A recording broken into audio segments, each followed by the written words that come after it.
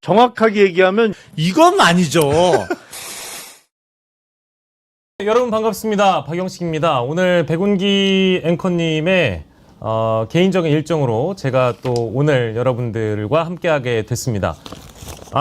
너무나 기대하고 학수고대하며 기다려왔던 금요일 백운기 앵커의 모습을 기다리셨던 분들에게는 제작진을 대신해서 송구하다는 말씀을 드리고요. 저도 원래 금요일에 이제 고정적으로 이제 패널로서 이 시간에 목소리를 내다가 왕왕 또 이제 백운기 앵커님의 개인적인 쉼이 좀 필요하실 때는 제가 여러분들을 대신해서 또 이렇게 뵙고 있습니다.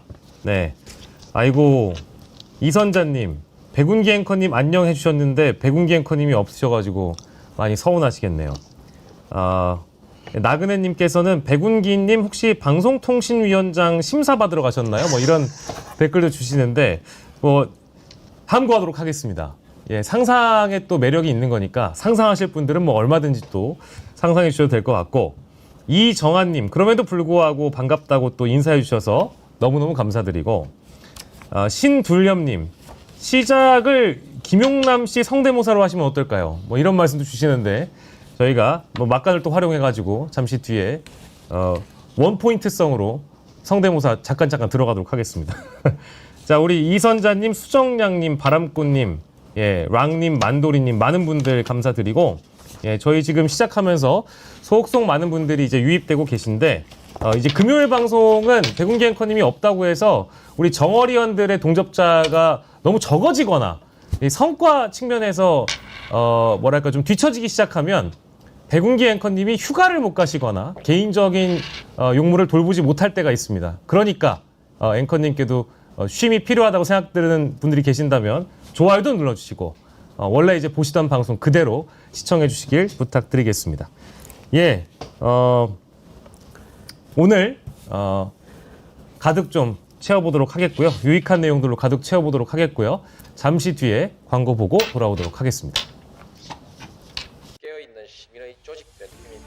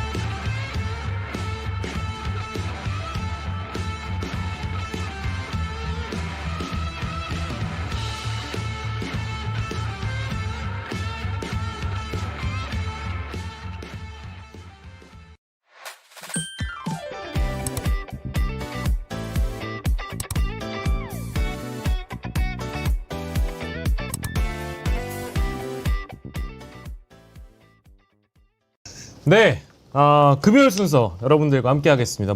그 시간에 또 많은 분들 들어오셔가지고 댓글 남겨주시고, 아침, 점심, 영식님 기분이, 투율님, 곧할배님, 백앵커가 젊어진 거냐? 칭찬으로 듣겠습니다. 네, 오늘 금요일 순서 함께 하실 전문가분들 미리 소개해드리겠습니다. 네.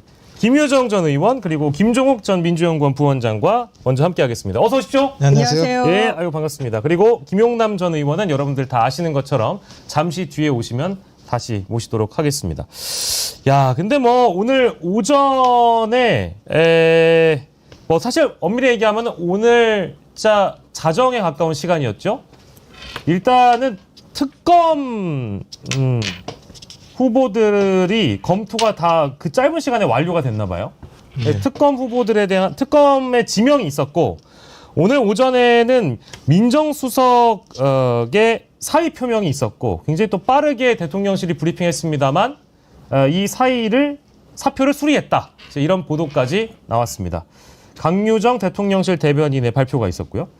뭐 이제 인선 문제 매우 중요합니다. 중요한데 요즘에는 어떠한 인물이 특검이 되느냐, 어떠한 인물이 민정수석이 되느냐에 대한 갑론을박이 매우 뜨겁고 또 예민한 시기여서 저희가 조심스럽게 좀 다뤄보도록 하겠습니다. 자, 일단 조은석, 민중기, 이명현 이제 이 특검이 지명이 됐는데 어떻게 평가를 해봐야 될까요, 김종욱 원장님? 예, 뭐 제 생각에는 어차피 뭐 양당이 그러니까 민주당하고 혁신당에서 한 명씩 한 명씩 추천을 한 상황이어서 아마 이재명 대통령이 어떤 사람이 그 사건에 적합한 사람인가 판단을 했을 거라 생각이 들고요.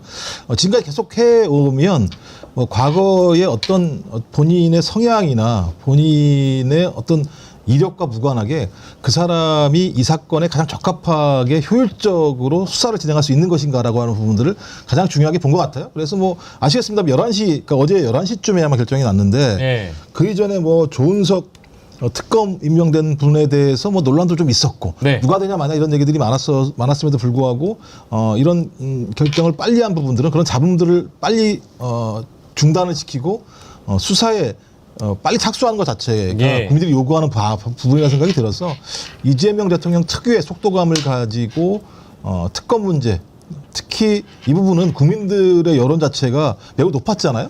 최근 여론조사를 봐도 대부분 60% 중반 이상들을 차지하고 동의하는 상황들이기 때문에 예. 저는 빨리 선택해서 빨리 수사하고 빨리 국민들한테 이 결과를 내놔서 죄가 있는 자들에 대해서는 법률적 근거에 따라 합법한 처벌을 받게 하는 것이 소위 정의로운 통합이라고 하는 이재명 대통령의 기본적인 국정 철학에 맞는다는 생각이 들어서 진행을 한 것 같아요. 뭐 그래서 제가 볼 때는 뭐 나름대로는 그냥 적당한 형태의 특검 임명이었다 이렇게 생각을 합니다. 뭐 이걸 와 잘했다 이렇게 얘기하는 건 수사 결과가 나와야 하는 거니까요. 그렇죠. 네, 그렇죠. 예. 김유정 의원께서는 어떻게 평가하시는지? 이제 진짜 시작되는구나 네. 라는 생각을 어제 밤 그 속보를 딱 뜨는 걸 보고 아 정말 속전속결로 빨리빨리 진행을 하시는구나 대통령께서 그런 생각이 먼저 들었고요. 저희가 이 특검을 이 세 가지 특검이 한 거부권 행사만 해도 한 8, 9번 도합 네. 이렇게 이루어졌었잖아요. 그리고 21대에서 막 폐기도 되고 했는데 늘 우리가 얘기했던 것은 이것은 시간의 문제다. 네. 언젠간 꼭 이루어지고 검찰이 아무리 지금 엉터리로 뭉개고 가더라도 특검을 통해서 반드시 진상은 규명되고 진실은 밝혀진다. 이렇게 계속 얘기를 해왔는데 드디어 이제 그 시간이 도래했다라고 예. 생각을 하고요. 양당에서 추천해서 두 분은 뭐 검찰 출신, 한 분은 중앙지법 원장 출신이고, 그다음에 이명현 그 국방부 검찰단 고등검찰부장. 네. 이분은 2002년에 이해창 전 그 한나라당 후보의 예. 장남 병역비리 수사도 했던 그런 분이에요. 그래서 아마 관련한 부분에 있어서는 또 국방부 검찰단에 있었기 때문에 예. 뭐 정확하게 아주 진실을 바로 규명할 수 있다. 사실관계가 다 나와 있는 거라서 예. 속도감 있게 할 수 있다라고 또 본인도 얘기를 했기 때문에 네. 잘할 수 있을 거라고 생각하고요. 아마 내란하고 이 김건희 특검 관련해서는 이 조은석 조은석 특검이 네. 하는 얘기는 사초 쓰는 자세로 오로지 수사를 통해서 수사 원리에 따라서 열심히 하겠다 이렇게 얘기를 했는데 예.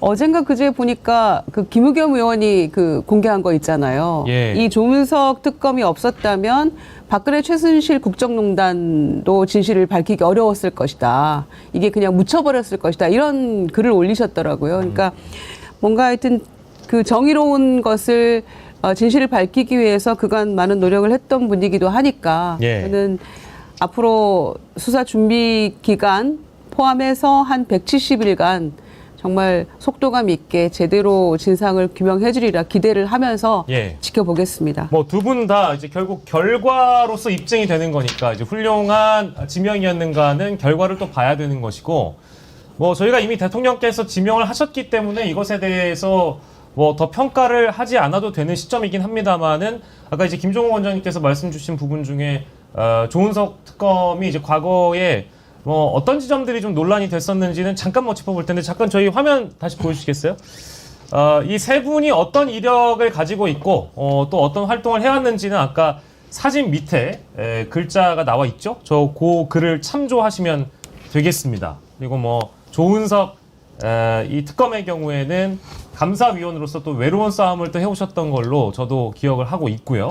다만 이게 뭐 사진 한 장에 담겨 있는 조은석 당시 검사가 노무현 전 대통령 수사를 하던 전국에서 홍만표 검사 옆에서 이제 웃었다. 이제 이게 논란이 하나가 있었고요. 근데 그것도 뭐 이제 여러 이제 설명들이 좀 보강이 되면서 그 시기가 아니었다. 혹은 뭐 노무현 전 대통령을 보고 웃은 게 아니었다. 이제 이런 설명들이 보강이 되어가고 있는 과정으로 제가 또 알고 있고 또 아까 이제 말씀해주신 김의겸 전 의원이 페이스북에 조은석 감사위원 전 감사위원이자 조은석 특검에 대해서 어쨌든 긍정적인 평가를 함으로 인해서 탄력이 붙기도 한 것 같은데 그 논란에 대해서는 좀 정리를 하고 갈 필요가 있는 것 같습니다. 뭐 이제 말씀하셨던 것처럼 일단 그 전에 좀 적절한 배합을 한 것 같아요. 그러니까 검사 출신, 그러니까 특수통 출신, 한 사람은 이제 판사 출신, 한 사람은 이제 군 법무관 출신 이렇게 얘기했는데 일단 제가 볼 때는 뭐 민중기 이 특검 같은 경우도 꽤 큰 문제는 없다라고 얘기가 나오는 것 같고 이명현 특검 같은 경우는 상당히 신뢰를 받는 특히 그 군 법무관을 하면서 이제 군내 문제와 관련돼서 상당히 좋은 판결들을 했다. 좋은 수사를 했다 이런 내용들 때문에 좋은 판단을 받고 있는 것 같다는 생각이 들어서 이재명 대통령이 좀 잘 이렇게 배치를 한 것 같아요. 그다음에 또 민주당 2명, 그다음에 조국 신당 1명 이렇게 배치를 한 거라는 생각이 들어서 하지만 이제 문제는 이제 조은석 이 특검인데 조은석 특검이 이제 왜냐하면 이제 그 특수통 출신이기 때문에 그래서 이제 두 가지 측면이 있는 거죠. 그러니까 이 내란 사건과 관련해서 특수통 출신이라고 하는 수사 이력. 그러니까 상당히 예를 들면 잘 벼려진 칼이기 때문에 수사를 잘할 수 있을 거다라는 어떤 그 전문성에 대해서 강조하는 측면도 있습니다만 또 하나가 이 사건과 관련해서 밝혀지지 않은 부분들이 있는 거죠. 그러니까 검찰과 국정원 같은 경우에 대해서는 전혀 검찰 차원의 수사가 한 발도 나가지 못한 측면들이 있기 때문에 이 수사 내용들이 핵심적일 수 있다라고 하는 거 하나하고 그다음에 노상원 그다음에 용산 이런 수사 부분이 있는데 이 검찰 특수통 출신이기 때문에 이 부분과 관련해서 제대로 된 수사를 할 수 있을 것인가 양날의 칼인 거죠. 그러니까 검찰을 잘 알기 때문에 수사를 더 명확히 할 수도 있고 또 검찰과의 관계 때문에 수사를 하는 과정에서 한계가 있을 수도 있는 측면이 있는 거죠. 지난번 박근혜 특검 같은 경우도 마찬가지입니다. 그 특검 속에서 윤석열이라고 하는 이 특검보가 보였던 행태는 이후에 자기가 수사 과정에서 자기의 편의에 따라서 뭔가 증거를 조작하거나 별건 수사를 하거나 이랬다는 정황들이 나타나기 때문에 좀 그런 우려들에 대한 부분들을 조은석 특검이 저는 하지 않을 거라 생각이 들긴 합니다만 그렇다고 하더라도 우리가 감시의 시선을 두고 내란 문제 같은 경우는 6개월 동안 헌정을 무너뜨리고 국민 기본권을 침해하려고 했던 계획들에 대해서 한 발도 나가지 못한 측면이 있기 때문에 이 부분은 국민적 압력을 통해서 조은석 특검이 적어도 바른 길을 갈 수 있도록 잘 만들 필요가 있을 것 같은데 아까 말씀하신 사진 같은 경우는 김어준 씨 말에 의하면 거기서 안 보인대요. 거기서 이제 자기 말에 의하면 이제 이것도 확인해 봐야 되겠습니다만 노무현 전 대통령이 저기 출석하는 부분 자체가 이제 보이지 않는 거기 때문에 저는 그 부분과 관련해서 저 사진 자체가 어찌 보면 특종이라고 얘기했지만 사실관계는 아닐 거라는 얘기도 하고 있고 또 시간대 얘기도 하는 거죠. 저 시간대에서는 저런 일이 벌어지지 않았다는 얘기도 하기 때문에 저는 저 사진 하나를 가지고 조은석 특검에 대해서 평가하는 건 매우 이르다. 그리고 사실관계를 확인할 필요가 있다는 생각이 들고 일단 지금은 이재명 대통령이 특검으로 임명했기 때문에 올바른 수사를 할 수 있도록 저희가 좀 응원할 필요가 있을 것 같다. 하지만 중간중간 딴 길로 새면 당연히 국민들이 감시해서 비판해야겠죠. 이 세 가지 특검의 교집합이 윤석열, 김건희잖아요. 그렇죠. 궁극적으로는 그렇습니다. 그렇기 때문에 사상 초유의 세 가지 특검이 동시에 지금 곧 출발을 하게 되는 건데 7월 초에. 그래서 아마 저는 견제와 경쟁이 동시에 들어갈 거라고 생각합니다. 견제와 경쟁. 그래서 이 각 특검별로 이제 수사단이 다 차려질 것이고 착수하게 되면은 경쟁적으로 때론 견제하면서 저는 열심히 할 거라고 생각해요. 왜냐면은 성과를 내야 되는 것인데 교집합이 윤석열, 김건희인데 어디는 제대로 좀 뭔가 끝까지 파헤쳐지는 것처럼 보이고 어디는 미진해 보인다면 국민들이 좌시하지 않겠죠. 그런 점에서는 아마 저는 책임감을 가지고 무거운 책임감을 가지고 아마 열심히 임할 거라고 생각합니다. 향후 이제 한 6개월간 저희가 두 눈 부릅뜨고 또 이 특검들 지켜봐야죠. 지금 이제 댓글에도 뭐 일부 의견 남겨주시는 분들이 계신데 그렇습니다. 대통령께서 잘 판단하시고 잘 하시라 믿습니다라고 이숙님께서 댓글을 주셨고 100% 입맛에 맞을 수는 없다라는 말씀과 더불어 지금 이재명 대통령이 너무 잘 하고 계시기 때문에 일단 믿어보자 이런 댓글도 많이 보이고요.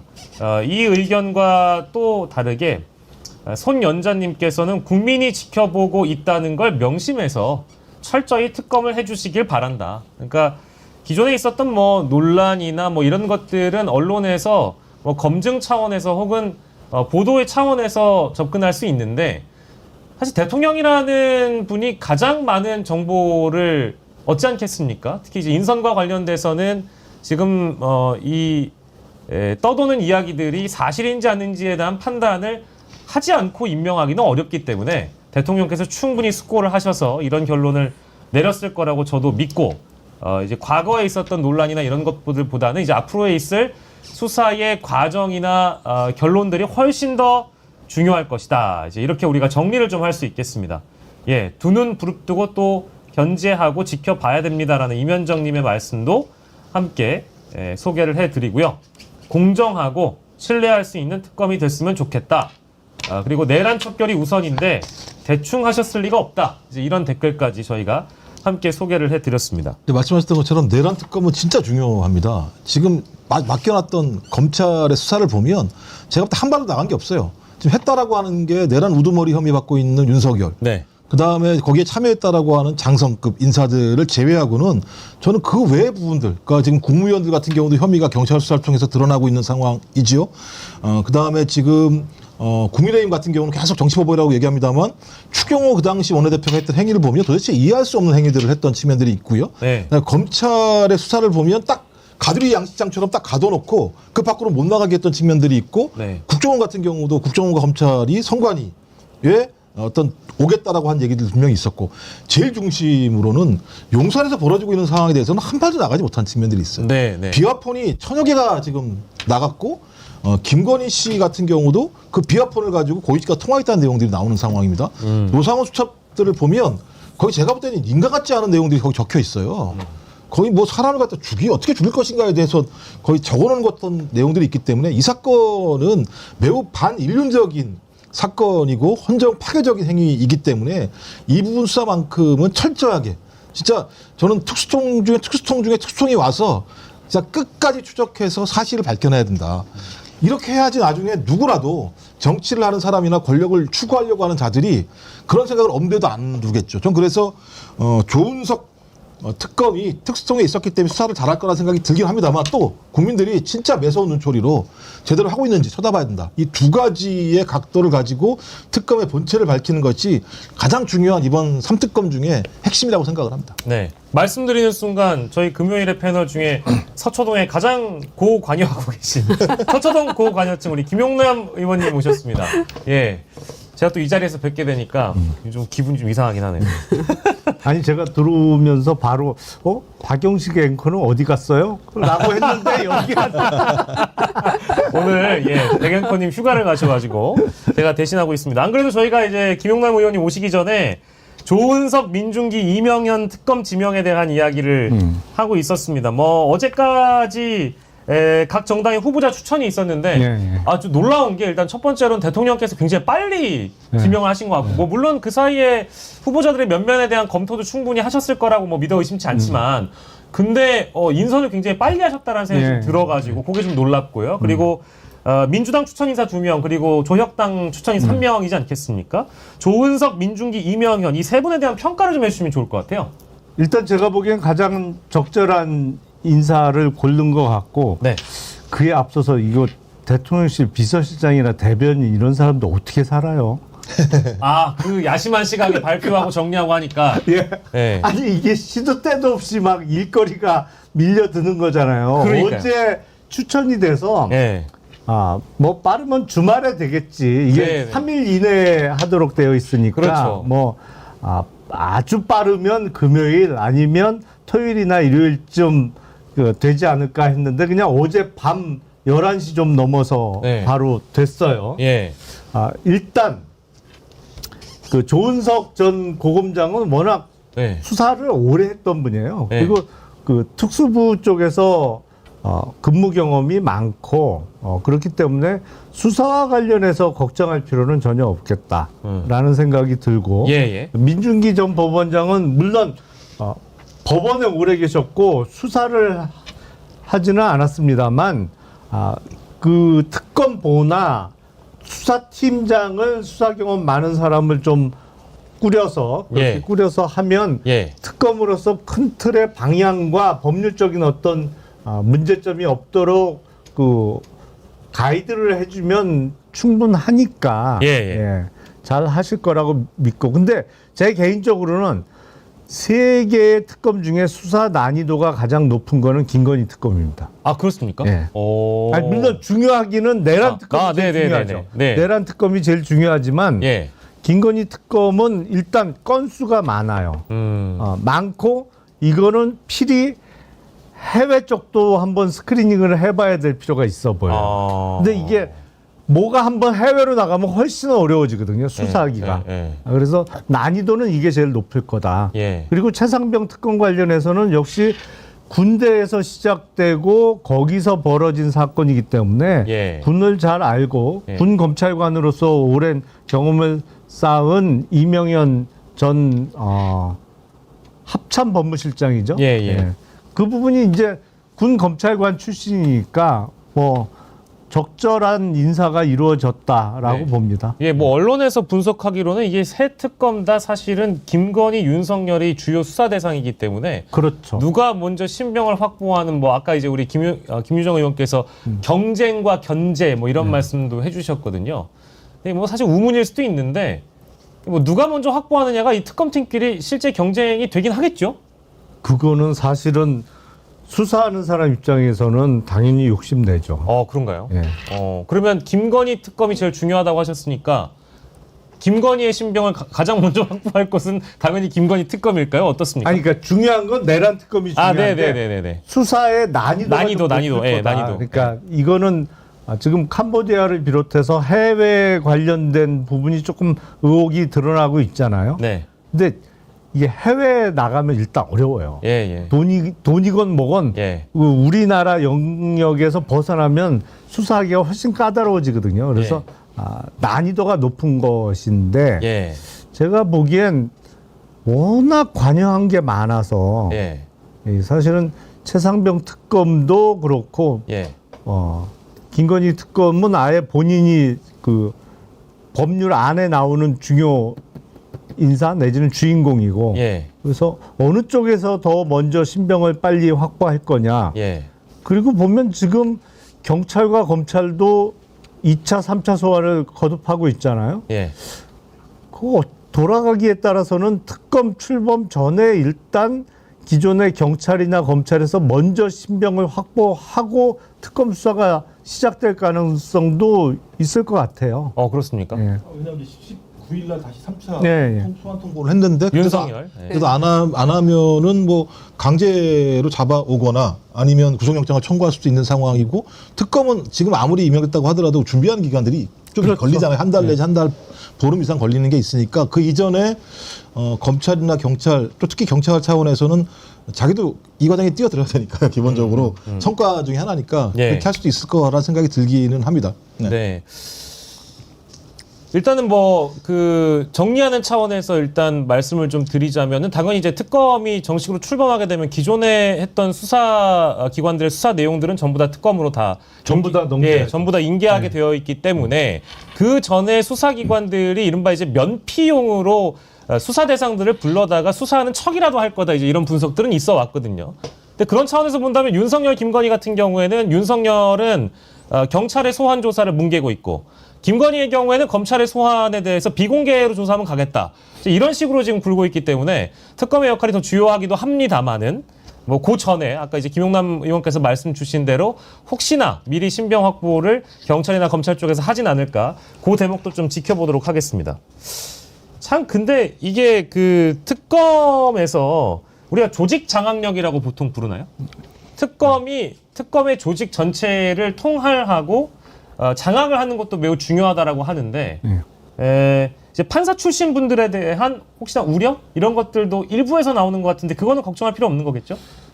근데 일단 우리나라에서 제일 큰 법원인 서울중앙지방법원의 법원장을 오래 하셨잖아요. 민준기 변호사가 제 기억에 한 중앙법원장을 연임해서 한 2, 3년 이상 한 거 아닌가 싶은데요. 중앙법원이 정확하게는 몰라도 판사 숫자가 한 400명은 될 것 같은데 예. 그런 큰 법원의 그 행정사무까지 다 봤던 분이기 때문에 어떤 리더십이라는 측면에서 크게 걱정할 필요는 없지 않을까 싶어요. 예, 알겠습니다. 자, 그런데 저희가 이제 앞서 그 언급했던 사람들 중에 국민들 굉장히 그 공분을 불러일으키는 인간들이 있습니다. 앞서서 나온 인간들입니다. 특히 이제 윤석열이라는 인간이 자꾸 돌아다녀요.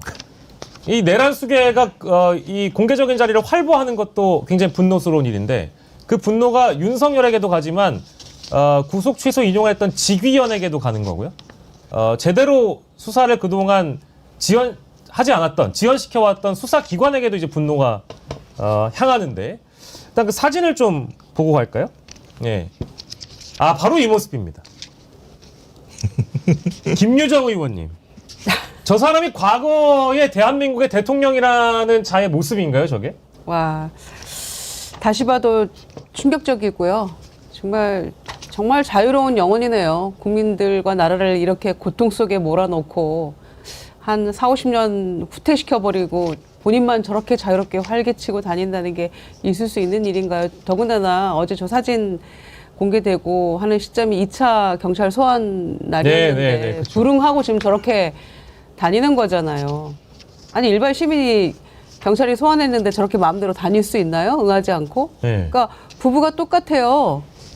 부부가 똑같이 부창부수에 마음대로 하고 있어요. 내가 네. 지금 뭐 특검 출범했는데 검찰 뭐 나가서 조사받는 게 의미가 없어. 무의미해라고 본인들이 규정을 합니다. 이 피의자들이. 예.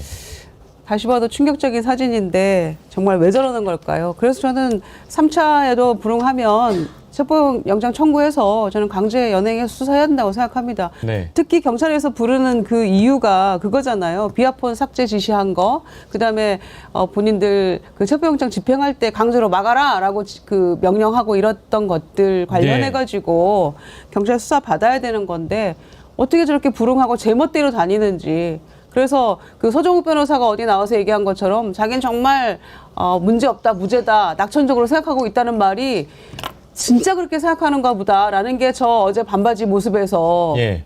여과 없이 드러나는 것 같아서 정말 충격입니다. 더. 예, 지금 방송 보시는 써니님께서 반바지는 잘 어울리는데 어디 아픈 거 아니냐 이런 환자 같다 이런 표현도 나오고 동네 바보 아저씨 아니냐 이러시는데 그 잠깐 사진 다시 한번 보여주시겠어요?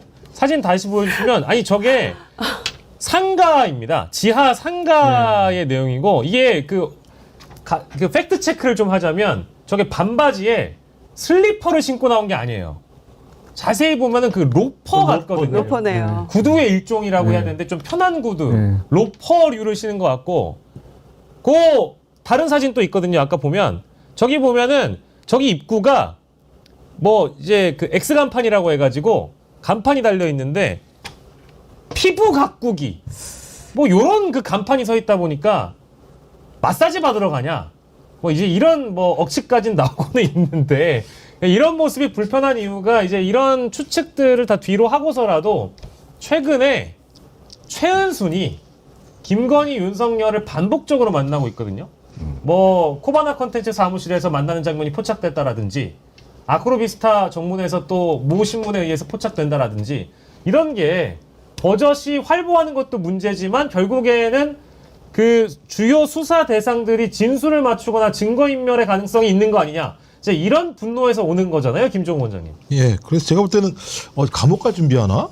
그런 생각 들었어요. 감옥 갈 준비요? 피부과 간다면서요. 아, 이제 감옥 들어가면 피부과 같은 데 갈 수 없으니까 그런 거라 생각이 드는데, 그러니까 지금 뭐 얘기 들어보면 본인이 여전히 국민적으로 본인이 지지를 받고 있다고 생각을 한다라는 얘기들이 들려와요. 좀 이해가 안 되는 상황인데 본인이 지지를 받았으면 김문수가 됐어야 되는 상황인데 그렇지 않음에도 불구하고 저는 여전히 환영을 아니면은 자신이 생각하는 환상 속에 사는 것이 아닌가라는 생각이 들기도 하는데 일단 저런 모습 자체가 국민들한테 너무 예를 들면 내란의 트라우마를 계속 유지하게 하는 일들을 만들어냅니다.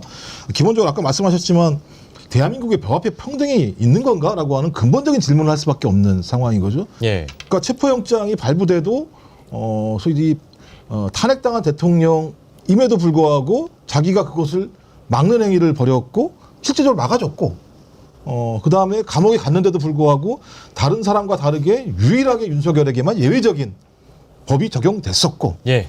이것도 법을 만들어서 창설을 해서 밖으로 내보내준 거잖아요. 일단 쥐기원에 의해서. 이런 일이 벌어지니까 대한민국은 단 한 사람에게는 법적인 예외가 있다. 두 명이군요. 윤석열과 김건희에게는. 그러면서 사법 권력에 대한 기본적인 신뢰가 무너지는 문제가 하나가 있는 것 같고요. 말씀하신 것처럼 저렇게 밖에 나와 있으니까 지속적으로 증거인멸을 한다는 우려가 분명히 있는 거고 그런 증거인멸의 우려 자체가 사실로 추정되는 내용들은 이미 지난 내란 과정에서 본인이 비아폰을 비롯한 다양한 부분에 대해서 증거를 인멸하라고 지시했다라는 부분들이 진술 확보된 상황이지 않습니까?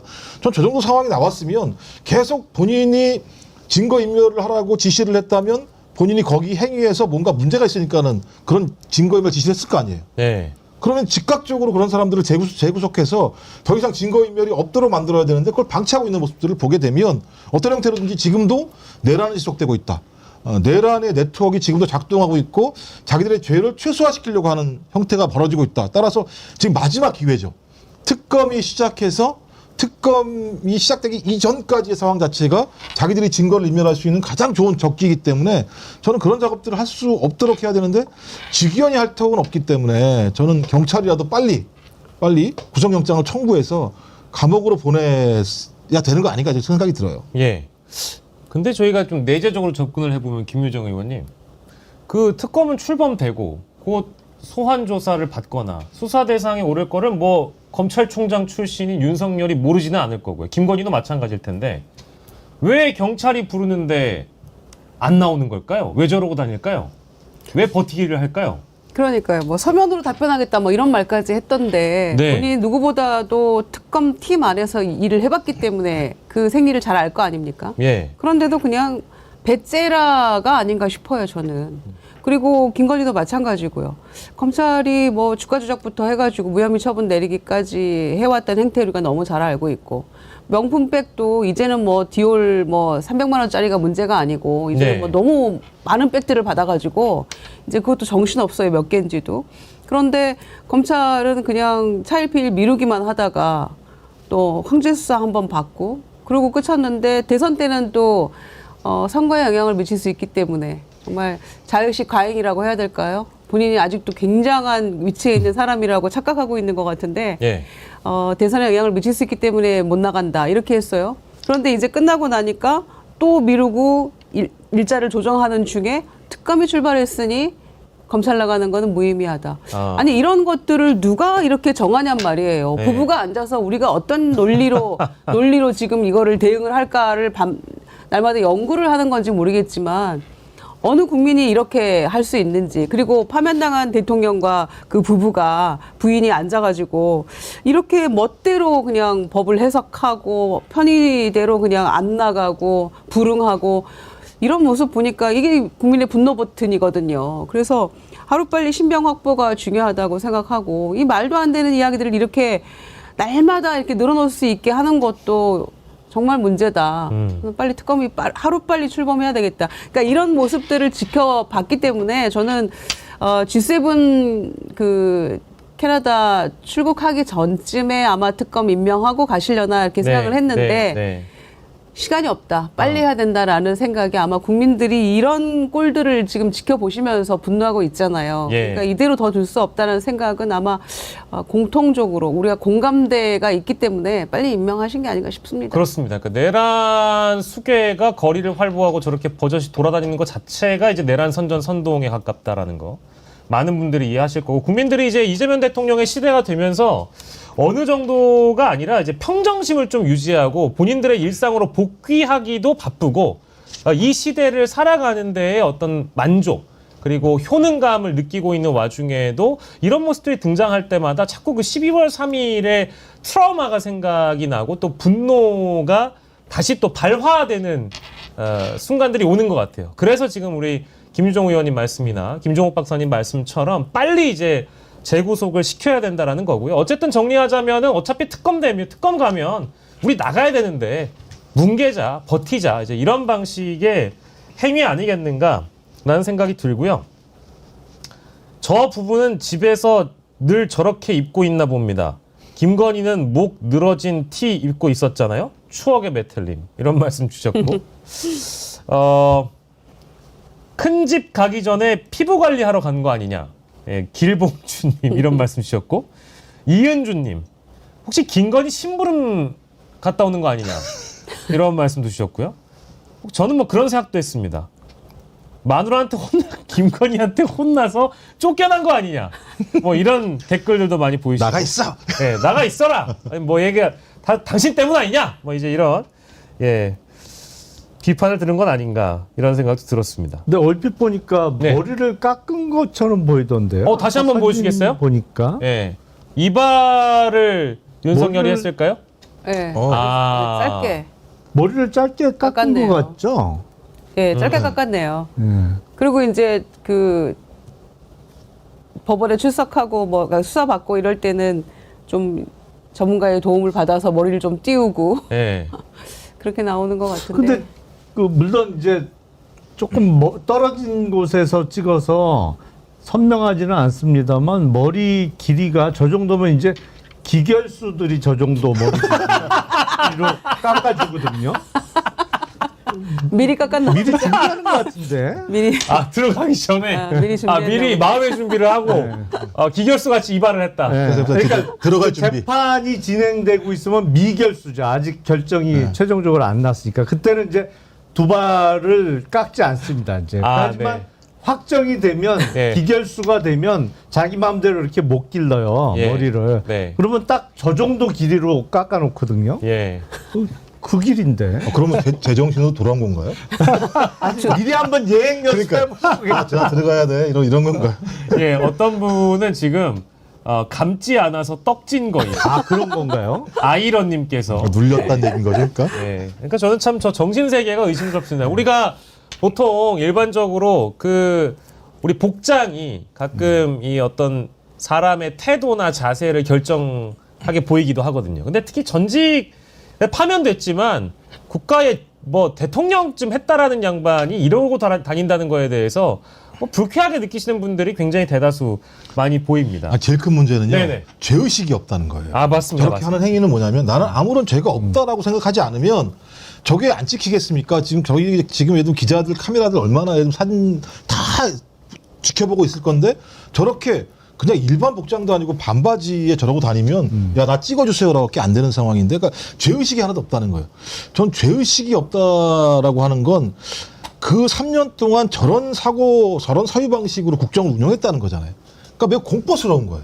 야 저거 만약에 2년 더 갔으면 큰일 날 뻔했겠다는 생각이 들 정도의 상황이어서 저는 저걸 보면서 진짜 국민에 대한 책임감이라고 하는 이거는 일도 없는 사람이다라는 생각이 들어서 네. 빨리 안으로 들여보내야 된다. 네. 빨리 안으로 들여보내지 않으면 국민들이 저거 고통스럽잖아요. 저거 맨날 봐야 되는 상황이잖아요. 그렇죠. 그럼 댓글에도 좀 그만 좀 봐라. 스트레스 받는다 이런 얘기가 나오는 상황이기 때문에 저는 좀 빨리 사법기관들이 국민들의 저런 열화와 같은 요청에 응해서 빨리 좀 큰 집으로 보냈으면 좋겠다는 생각이 듭니다. 예. 재구속이 필요하다. 뭐 또 다른 혐의로 엮어서 이제 별건으로 재구속할 수 있는 거니까 이제 수사기관과 특검이 또 해야 할 일이고요. 그리고 어서 가자 기결수로 퍼플 데이지님, 한대섭님은 저거 술 사러 간 겁니다. 뭐 이런 말씀도 주시고 절세미녀 샤베님은 그냥 술에 취해서 돌아다니는 것 같다. 술 깨려고? 술 깨려고 당신 나가서 해장 삼아가지고 술 깨는 거 저기 지하에 산책하고 와. 나가서 산책하면 또 사진 찍히니까 한강 가가지고 또 개 산책 시키다가 욕 먹지 말고 밑에 지하 상가나 돌아. 이제 이런 댓글도 주시는 것 같고요. 빨리 체포하고 수사하고 엄벌로 단죄해야 됩니다. 여전히 국민을 개, 돼지로 보는 망상장의 내란 수계입니다. 봄 마실님 이런 말씀들 많이 주십니다. 근데 윤석열, 김건희도 이런 식으로 수사와 관련돼서 자신이 딱 버티고 국민들을 기만하고 있지만 제일 사실 분노스러운 장면들은 뭐 곳곳에 있습니다. 특히 이제 윤석열 정부에서 어쩌다 공무원이 됐던 인간들도 지금 버티기로 일관을 하고 있거든요. 대통령실에서 출근하지 않는 윤석열 정부의 어공 80명과 관련돼서 해임에 착수했습니다. 이재명 대통령실에서 해임에 착수했고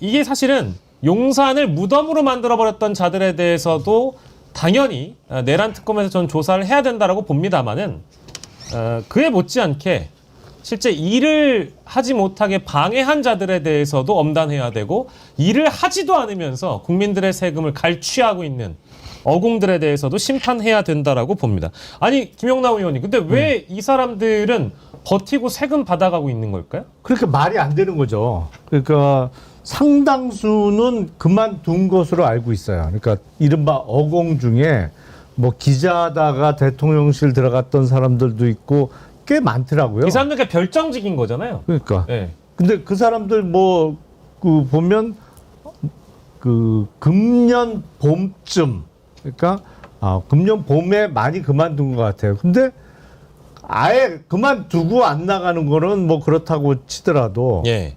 이게 사표 제출도 안 하고 나가지도 않아. 그러면 서류상으로는 근무하고 있는 것처럼 되고 급여가 또 지급될 수 있잖아요. 네. 그리고 기본적으로 책임감이 없는 거지. 아무리 자기가 윤석열 정부 때 어쩌다가 공무원이 됐더라도 인수인계까지 마치고 그만두는 게 공직자의 자세지. 기본이죠. 왜? 자기 마음대로 그냥 안 나가? 네. 나가기 귀찮다고? 네. 그런 법이 어딨어요, 세상에. 그리고 더군다나 거기 나와 있던 많은 수의 그 직업 공무원 출신, 늘공이라고 하는 사람들이 예. 사실은 6월 4일 날 없었잖아요. 네. 그건 지금 정진석 전 비서실장이나 윤재순 그 전 비서관 이제 수사를 받아야 되겠습니다만 예. 이게 엉망진창인 거예요. 대통령실부터 그러고 앉아 있었으니 예. 나라가 제대로 돌아갈 리가 없었던 거죠. 근데 정말 이것도 분노스럽습니다. 그러니까 월급은 받아가고 결근을 하는 데다가 지금 대통령실은 업무 적체 현상이고 일할 인력이 부족해서 어떤 분은 일을 하시다가 업무량이 너무 많아서 응급실에 실려가기도 하는 와중인데 이 작자들은 지금 신분을 유지하면서 월급을 받아가고 있단 말이에요. 근데 더 기가 막힌 건 국민의힘에서 김유정 의원님 네. 모르면 문재인 정부 행정관들한테 물어보라고 했다라는 거예요. 이거 무슨 망언입니까? 예, 말도 안 되는 거고요.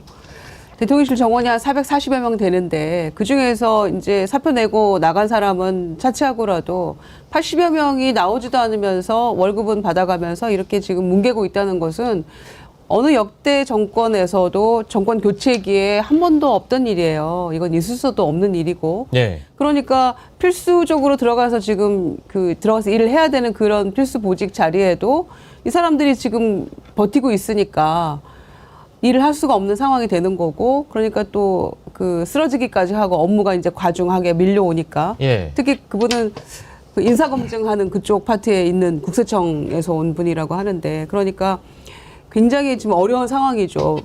처음에 들어가서 이 무덤 같은 곳이다. 완전히 뭐 아무것도 없고 수기로 뭘 작성하는 그거부터 인수인계를 포함하여 지금 너무나 방만해져 있는 거죠. 그러니까 이 사람들은 책임감이 없을 뿐만 아니라 양심도 없고요. 저는 공적 마인드라고는 정말 손톱만큼도 없는 사람들이 가장 중요한 대통령 비서실에서 근무하면서 나라를 엉망진창 만들었던 게 아닌가 싶기 때문에 예. 특히 이 별정직 어공 80여 명에 대해서는 빨리 면책 처리하고 그 자리를 일할 사람을 빨리 채워야 돼요. 그래서 네. 아마 그 작업을 지금 하고 있을 거라고 생각하는데, 이렇게 보나 저렇게 보나 대통령부터 그다음에 이 직원들이 윗물이 맑아야 아랫물이 맑죠. 대통령이 이렇게 대해서 아무 공적 마인드도 없고 돌아다니는 거 보세요. 본인이 지금 나라 이 꼴 만들어 놓고. 그러니까 비서실 직원들도 이 모양 이 꼴 나는 거고, 김건희 사진 찍었던 구급 행정요원까지도 그런 네. 행태를 보이는 거죠. 네. 그러니까 위부터 아래까지 전부 다 똑같이 정말 썩어 있었다. 저는 네. 그렇게 생각합니다. 예. 지금의 야당인 국민의힘에서 특히 미디어 특위라는 곳에서 논평을 내면서 문재인 전 정부에게 물어보라 이런 식으로 얘기를 하는데요. 이 문제도 이 문제지만 사실은 이전 정부 사람한테 뭘 물어보라고 한다면 그럼 문재인 전 정부 때 PC하고 하드디스크 파쇄시키고 방첩사 불러다가 수거해가라고 문재인 정부에서 시켰습니까? 저는 국민의힘에서 반박을 대신하는 것도 굉장히 기가 막힙니다만 우리 김종욱 교수님께서도 행정관 하셨잖아요. 이제 꽤 오래돼서 노무현 정부 때여서. 아니 그래도요. 그러니까 제가 볼 때 이 문제는 그냥 직권 면직 시키면 돼요. 네. 별정직 공무원들이기 때문에 직권 면직을 시키면 되고 이제 항상 공백은 생겨요. 왜냐하면 정권이 바뀌게 되면 뭐 이제 어차피 뭐 인수위가 있건 없건 상관없이 대부분 다 대통령이 취임을 할 때쯤에 인사발령이 나거든요. 그럼 인사검증 기간이 있어요. 예. 한 달에서 두 달 정도가 걸립니다. 그래서 이때는 무급으로 대부분 다닐 수밖에 없어요. 이걸 뭐 어떤 법령을 만들 수 있는지 잘 모르겠습니다만 그 당시에는 인사발령이 안 났기 때문에 급여를 줄 수 없는 상황이에요. 그러니까 제가 또 지금 저는 관행을 딱 세워야 된다는 생각이 들어요. 무조건 정권이 바뀌는 날 비서실장이 모든 직원에 대한 특히 별정직 같은 경우는 소위 직권 면직, 그러니까 본인 스스로 사표를 내는 거죠. 네. 사진 사표서를 다 받아서 그걸 차기 정부에다 넘겨놓고 예. 그다음에 대신 또 인사검증은 필요하니까 절차가 저 사람이 적합한지 아닌지에 대해서 한 달이나 두 달 정도가 걸리는 과정들이 있습니다.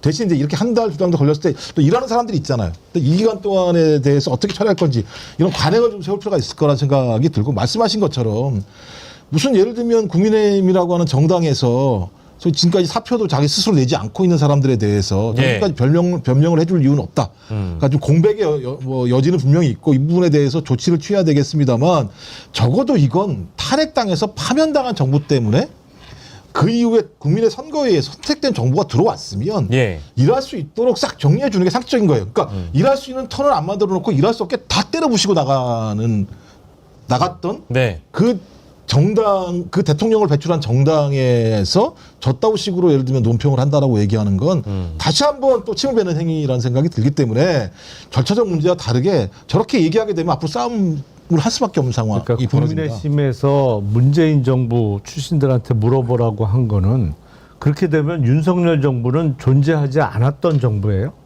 유령 정부예요? 그걸 자인하는 것밖에 안 되는 거잖아요. 네네. 아니 어쨌든 임기를 다 채우지 못하고 중간에 그만두게 됐습니다만 3년여 동안 존재했던 정부잖아요. 예. 그러면 국사라는 게 계속 연장선상에 있는 거지 어떻게 윤석열 정부 3년은 없던 정부처럼 건너뛸 수는 없는 거잖아요. 그렇죠. 그동안에 무슨 일이든 다 벌어졌던 건데 그러면 인수인계를 잘 해주지 못한 거에 대해서 같이 문제 제기를 하거나 아니면 공동 책임감을 느끼는 게 맞지. 문재인 정부 출신들한테 물어봐라. 이건 뭐 말 같지도 않은데 어쩌다 이 지경이 됐는지 모르겠어요. 수준이. 그러니까 말입니다. 참 뭐랄까 대통령으로 6월 4일자에 지금 취임을 하셨고 지금 6월 13일이거든요. 근데 그 사이에 대통령실발 뉴스들을 보면 뭐 기가 막힌 것도 있지만 대통령이 이렇게 일할 수 있는 사람이구나. 그리고 이렇게 일을 한다라고 하면 주변에 대통령을 뒷받침해줄 또 서포트해줄 비서도 있어야 되고 그리고 공무원들이 참 많아야 될 텐데 지금 일은 많아지는데 일할 사람이 없어가지고 너무나 고생을 많이 하고 있다라는 것이고 뭐 그런 차원에서 저희가 좀 다뤄봐야 되는 문제는 민정수석 오늘 사의 표명했다라는 뉴스가 이제 언론 뒤덮었고요. 빠르게 어쨌든 사의를 수용한 것으로 보입니다. 이것도 아마 이제 시간을 자꾸 지체하면 인사검증 문제가 자꾸 뒤로 지연될 가능성이 높기 때문에 대통령으로서는 빨리 결정을 내리신 것 같아요. 김유정 의원님 어떻게 보셨어요? 그러니까 애초에는 오광수 민정수석에 대해서 당내에서도 그렇고 당원들 사이에서도 약간의 찬반이 있었잖아요. 그렇습니다. 그 이유는 검찰 특수부 출신이라는 그것 때문에 우리가 윤석열 검찰총장 트라우마가 굉장히 깊게 있잖아요. 문재인 대통령에게는 검찰개혁에 전적으로 다 찬성하고 동의한다라고 했다가 그게 새빨간 거짓말이었다는 게 너무 드러났고 그 뒤에 보여준 행태에는 뭐 설명 안 드려도 여기까지 온 거잖아요. 그러니까 그 트라우마도 굉장히 컸고 따라서 걱정도 컸는데 그래도 대통령께서 아마 잘 지켜보시고 판단하셨을 거라고 우리가 믿고 이제 임명이 된 거 아닙니까? 그렇습니다. 그랬는데 그것과는 별개의 어떤 이슈가 지금 터져버린 거 아니에요. 차명 부동산, 뭐 네. 차명 대출. 그러니까 이게 이제 당내에서도 많은 분들이 이게 조금 뭔가 납득할 수 있는 설명이 좀 뒤따라야 되는데 그게 예. 좀 부족했다라는 지적들이 상당히 있었고요. 그래서 본인이 생각하기에 대통령이 지금 열흘이 채 안 됐는데 이를테면 아주 적극적인 지지자가 아니었던 분들도 아, 대통령을 이렇게 뽑으니까 정말 효능감이 느껴지는구나. 네네.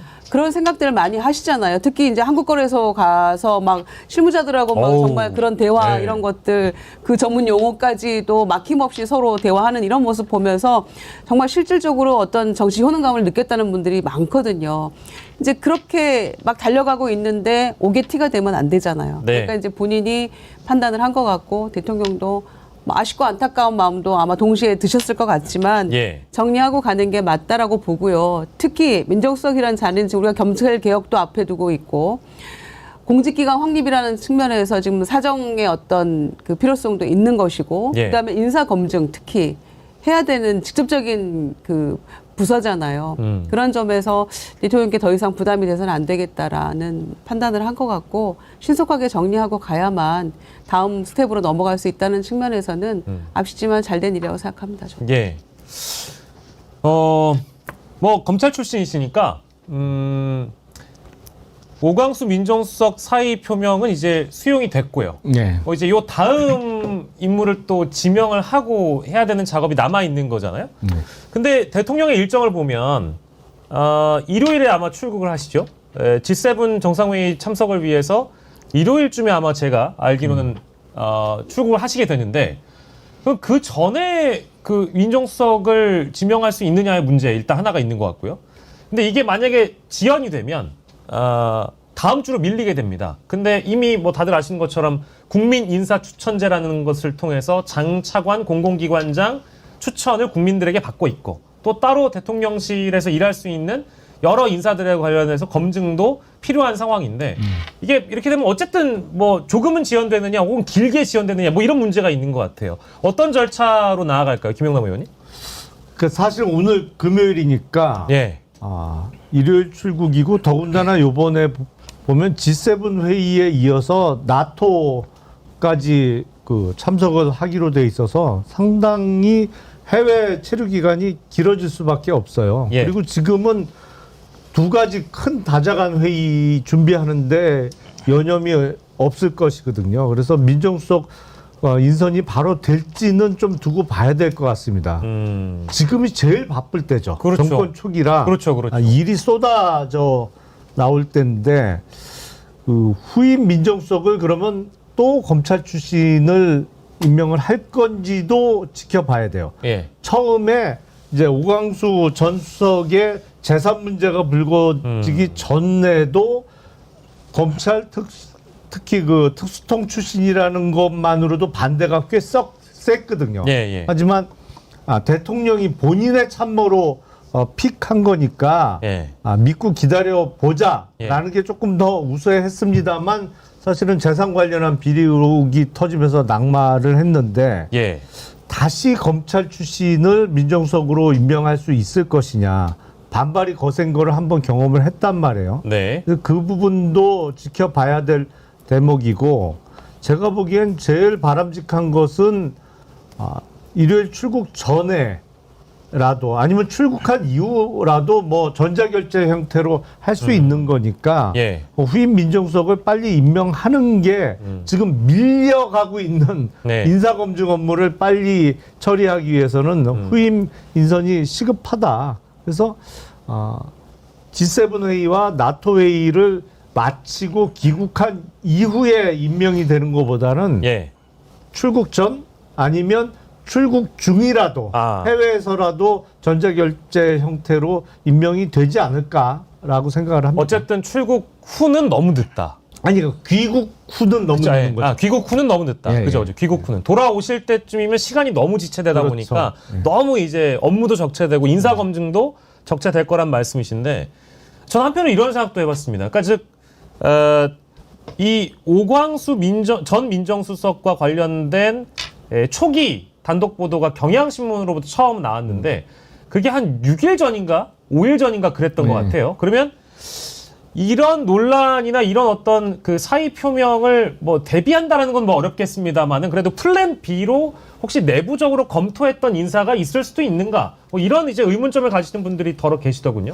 일단은 뭐 지금 민정수석만 있는 게 아니라 민정팀 자체가 들어가 있는 상황이잖아요. 그러니까 제가 볼 때는 오광수라고 하는 저 민정수석 한 사람만 있는 게 아니라 민정팀들이 있는 거고 민정비서관도 있고 제가 볼 때는 지금 그래서 아마 팀으로 움직이니까 거기에 하마평에 올랐던 분들이 좀 계실 거라고 생각이 들어요. 그 하마평 중에서 이재명 대통령 입장에서는 오광수라는 인물을 통해서 인사검증, 공직기강, 그다음에 사법개혁, 그다음에 검찰개혁이라고 하는 측면들로 다 함께 좀 호흡을 맞췄으면 잘할 수 있을 거라는 판단을 했을 것 같고 그럼에도 불구하고 지금 국민적 기대감 자체가 이제 민정수석이라고 하는 게 좀 높은 잣대가 필요한 거잖아요. 남을 인사검증을 하거나 그다음에 공직의 기강 문화를 다 잡으려고 하는 과정에서 본인이 좀 허물이 없어야 되는 측면들이 있는 건데 그렇습니다. 좀 그 수위 자체와 관련해서 앞으로 어떤 사건이 더 나오게 되면 인사 전체 문제, 그러니까 이재명 정부의 인사 전체 문제에 대한 국민적 신뢰가 사라지거나 아니면 국민의힘이나 어떤 야당 쪽에서 이걸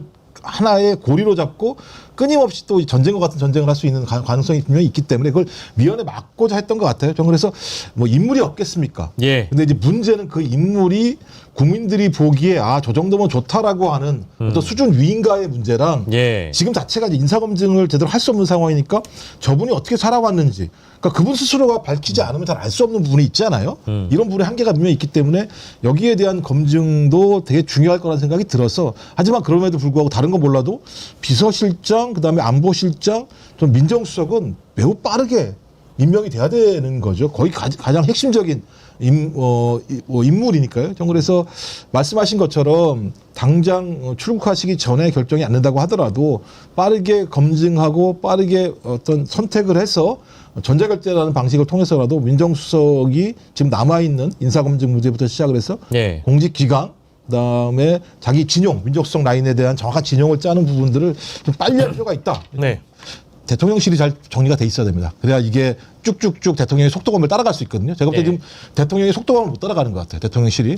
그래서 다른 분들이 막 힘들어하고 원형 탈모 막 생기고 이런 부분이 있어서. 그런 거 맞습니다. 전 그래서 빨리 진용을 짜야 된다라는 생각이 듭니다. 저희 방송하는 사이에 국정상황실장에는 이분도 굉장히 뭐 잘 알려진 분이죠. 민변 출신인 그 송기호 변호사. 송기호 변호사가 국정상황실장에 임명돼서 이미 출근 중에 있다라는 동아일보 단독 보도가 나와 있고요. 그러니까 저희가 모르는 사이에도 이미 임명이 돼서 일을 하고 계신 분이 있거나 아니면 대통령이 일거수일투족이 현재 보도가 되고 있기 때문에 어제 같은 경우에도 뭐 이제 다음 주에 비가 많이 온다는 거 아니겠습니까? 그러니까 홍수 대비를 위해서 홍수 관리소를 실제 방문하셨다가 돌아오시는 길에 이태원 참사 현장도 방문하셨고 이런 행보들이 주목을 받고 있는데 이 보도도 사실 좀 눈길을 끌고 있습니다. 오늘 저희가 에어컨을 스튜디오에 틀어드렸는데 혹시 우리 세 분은 온도가 적절하십니까? 좋아요. 쾌적하고 좋으십니까? 네. 이런 얘기를 하셨다고 하네요. 어제 회의 도중에 회의실이 왜 이렇게 춥냐? 좀 누가 세게 틀었구나. 돈 아끼려고. 대통령실도 다른 공공기관에 맞춰서 에어컨 온도를 높여라 라고 지시를 딱 하셨다고 합니다. 그래서 윤석열 정부 때는 어땠는지를 또 이제 언론에서 취재를 해보니까 윤석열 때는 에어컨이 최저 온도였대요. 이런 차원에서의 어떤 뭐 대조라고 할까요? 이런 게 이제 되는 거죠. 그러니까 이미 이재명 대통령은 많이 앞서가고 있다. 예산 낭비를 하지 않는 것 그리고 어떤 자신의 업무의 속도가 굉장히 앞에 가 있고 다른 공무원들이 생각하지 못한 세밀한 부분들까지도 지금 챙겨가고 있다라는 거예요. 그러면 이제 직원들이 열심히 하는 것만 남아 있는 거죠. 근데 좀 적정했으면 좋겠어요. 사람마다 온도감이 달라요. 그러니까 이게 예를 들면 살이 많이 찌신 분들은 온도가 더 낮아야 되고 이런 게 있으니까. 아니 살로 평가하시면 저 서운합니다. 저 지금 요즘 살이 많이 쪘기 때문에. 아니 왜 그걸로 화를 낼 이유는 없잖아요, 굳이. 그러니까 제가 적정 온도, 그러니까 말하는 것처럼 너무 낮게 해놓으면 뭐 예를 들면 자 국민 세금을 갖다가 허투루 쓰는 거지만 적정한 온도를 가지고 업무를 더 잘해서 예. 그만큼 더 많은 돈을 벌게 만드는 게 좋지 않을까요? 예, 국부가. 네, 맞습니다. 예. 아니 저는 이제 여러 가지 그동안 미처 생각지 못했던 또 새로운 어떤 아이디어 이런 신박한 아이디어들이 꽤 많잖아요. 그런데 네. 그 중에 하나가 어제 보도된 것 중에 스마트워치. 아, 네네네. 예, 우리가 사실 정권 바뀌고 하면은 우리가 좋아하는 대통령 뭐 시계 하나 받고 싶어요. 막 그런 것도 다 나중에 네. 막판에 가면 이제 도덕적 해이가 일어나가지고 예. 막 이렇게 원칙 지켜가면서 막 장부에 적어가면서 이렇게 누구한테 몇 개가 가고 이렇게 하다가 막판에는 막 무너지거든요. 예. 그런데 사실 대통령 시계 갖고 싶은 사람 너무 많죠. 국민들 나도 갖고 싶다 이런 생각 안 네. 하겠어요. 그런데 스마트워치로 그걸 SNS 다운받아가지고 네. 내 시계에 이게 화면이 딱 배경화면으로. 뜨고 배경화면으로 예. 이렇게 한다고 하니까 굉장히 잘한 것 같아요. 네. 그거 이제 향후에 곧 할 거라고 하니까 많은 분들이 다운받아서 이용할 예. 수 있잖아요.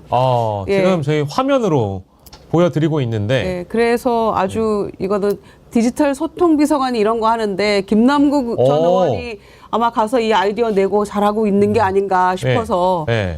아주 좋았습니다. 어제. 이런 것들이 뭐 소통이죠. 예. 뭐 달리 뭐 소통이겠어요. 아마 한 번도 아마 대통령 시계 관련해서는 이런 식으로 생각 안 해봤던 것 같은데 예. 굉장히 좋은 아이디어라고 생각합니다. 저 이제 배경화면 같은 경우에는 꼭 애플워치나 갤럭시워치를 쓰지 않으셔도 뭐 요즘에는 이 스마트워치 종류가 굉장히 많아져가지고요. 배경화면 바꾸는 건 크게 어렵지 않습니다. 뭐 이미지 파일 넣어가지고 배경만 바꾸면 되는 거니까. 근데 다만 지금 나오고 있는 화면에는 애플워치도 있고 갤럭시워치도 있고 뭐 이해식 의원 SNS인 것 같은데요. 예, 이게 왜 이제 요 주제가 왜 등장했냐면 대통령실에서 원래 이제 기념품을 대통령 시계를 이재명 대통령께서 그게 꼭 필요한가요라는 언급을 했다가 안 만들 것처럼 보도가 됐는데 그게 아니라 주변에서 많이 이제 조언을 내가 받았다. 가성비 있는 기념품은 필요하다라고 해서 가성비 있는 대통령 시계를 만들 거니까 조금만 기다려달라고 직접 본인이 또 SNS에 써서 어떤 오해들을 좀 정리하는 모습, 소통하는 모습을 보여주셨거든요. 뭐 이제 대통령 시계와 관련돼서는 저희가 원래 준비한 주제는 또 아닙니다만 화면 잠깐 보여주시겠어요?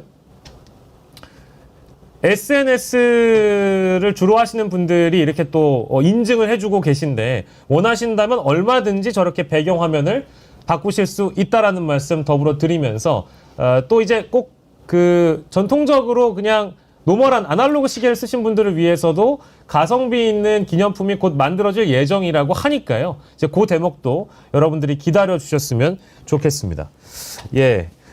오늘 사실 행보 중에 경제 5단체장 만나고 또 기업인들 만나는 또 행보가 있으셔가지고 예. 이제 그 관련된 속보들도 좀 나와서 경제의 핵심은 기업이다. 이런 언급들도 했고 사실 이게 제가 기억하기로는 역대 취임한 대통령 중에 가장 빨리 경제인을 만난 행보 아니었던가요? 김용남 의원님? 그렇죠. 지금 뭐 그걸 다 일일이 따져보기는 어려울 것 같은데 네. 지금 경제단체장들을 만나는 거에 있어서 뭐 여러 가지 의미가 있습니다. 그러니까 그 주로 경제인들은 민주당 정부가 들어서면 규제가 더 많아지는 거 아니냐 뭐 이런 걱정들을 할 수도 있는 것인데 네. 제가 보기엔 이재명 정부의 특성은 취임사에서 얘기했던 실용적 시장주의 정부가 딱 맞는 표현 같아요. 네네. 그러니까 절대로 뭐 필요 없는 규제가 늘어나거나 물론 불공정 행위에 대해서는 철저하게 규제를 하고 뭐 그에 따른 그 법적 그 대가도 치러야 되겠습니다만 그게 아니라면 규제가 더 늘어나거나 그러지는 않을 거예요. 그래서 예. 그런 의구심을 해소해 주는 자리도 되고 또 지금 상황이 녹록지가 않잖아요. 예. 우리나라 경제 상황이 그 미국과의 관세 협상도 있습니다만 기본적으로 중국의 어떤 그 물량 공세 예. 내지는 중국이 2015년도에 메이드 인 차이나 2025라고 그래서 10년 동안 중국의 제조업을 첨단화 시키자 그걸 했는데 올해가 2025년이잖아요. 네네. 근데 보니까 10년 동안 이 사람들이 정말 한 거야 이거를. 마치 우리가 70년대 초반에 경제개발 5개년 계획을 1차, 2차 하고 나서 예. 우리나라 산업구조가 바뀐 것처럼 예. 제가 보기엔 중국이 거의 해내고 있는 거예요 지금. 10년 동안. 네. 그러다 보니까 우리나라 지금 석유화학, 철강 이런 데 어려워진 게 사실이거든요. 중국 업체와의 경쟁에 있어서. 예. 그래서 이런저런 어려움을 토로하는 자리 그리고 앞으로 정부가 도와줄 점을 경청하고 또 이재명 정부의 경제 발전 방향에 대해서 설명하는 자리가 될 겁니다. 예. 그거 외에 지금 주식시장은 오늘 이 만남을 대단히 주의 깊게 바라보고 있어요. 아, 그렇습니까? 네, 왜냐하면 이 상법 개정안이 원래는 어제 처리가 예정돼 있다가 예. 본회의 자체가 좀 미뤄졌잖아요. 예. 그래서 민주당 정부가 추진하는 상법 개정안의 내용이 조금 바뀔 가능성이 가능성? 있느냐 뭐 이런 거를 예의주시하고 있는데 예. 두고 봐야죠. 예. 그런 뭐 법 개정이나 뭐 이런 것을 다 떠나서도 예, 예. 일단 대통령이 누구냐에 따라서 아마 그 재계 총수들의 어떤 마음 자세라고 할까요? 이런 것도 굉장히 저는 달라졌을 거라고 생각해요. 네. 왜냐하면 우리가 지난 정권에서 엑스포 유치한다고 예. 유럽과 파리였나요? 폭탄주 마시는데 예. 동원되는 재계 총수들. 예. 어디 가가지고 떡볶이하고 이거 먹는데 먹던 걸로 또 먹여주고 집어주고 이런 모습 보면서 정말 정말 고역이었을 거예요. 예, 예. 그런데 이제 그걸로부터 완전한 해방 예. 그리고 얘기가 통하는 대통령 예. 이런 것만으로도 저는 굉장한 이 동력이 될 거라고 생각해요. 예. 경기 회복에. 예. 그래서 오늘 만남도 좀 좋은 성과가 있었으면 좋겠네요. 참 많은 기업 총수들도 마찬가지로 야, 이전 정부 때 자신들이 뭔가 뭐 모욕감을 좀 느꼈다라든지 우리가 이런 짓까지 해야 되느냐라는 얘기를 주변에 있는 기업 총수들의 주변에 있는 비서진들한테도 얼마나 또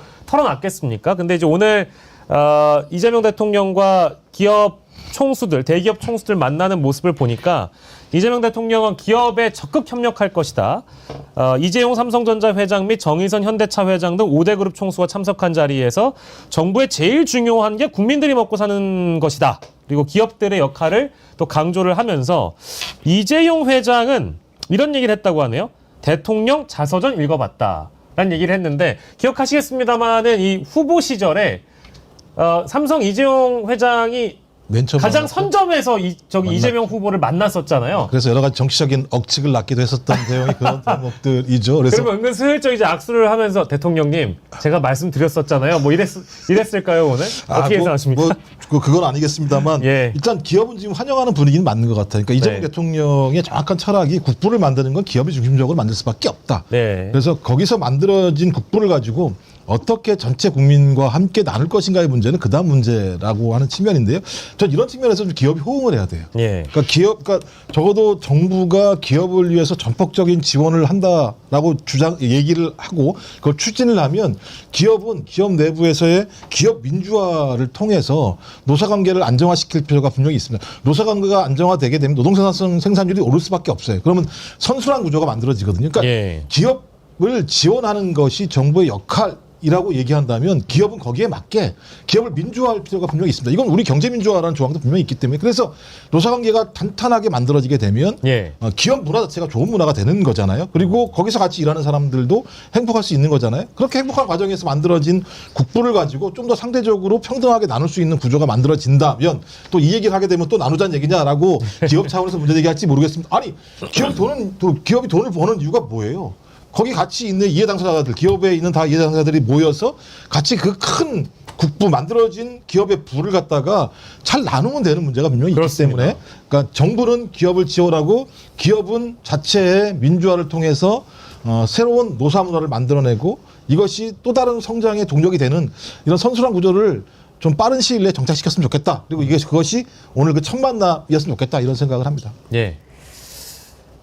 저도 최근에 이제 국장 흐름을 좀 많이 보고 있는데 오늘은 조금 조정받는 날이에요. 아, 왜냐면 그렇습니까? 7일 연속 올랐기 때문에 예. 힘들어요. 올라가는 것도 힘들어. 매일 오르기는 어려워요. 그러니까 예. 약간 조정도 있을 수밖에 없는 건데 예.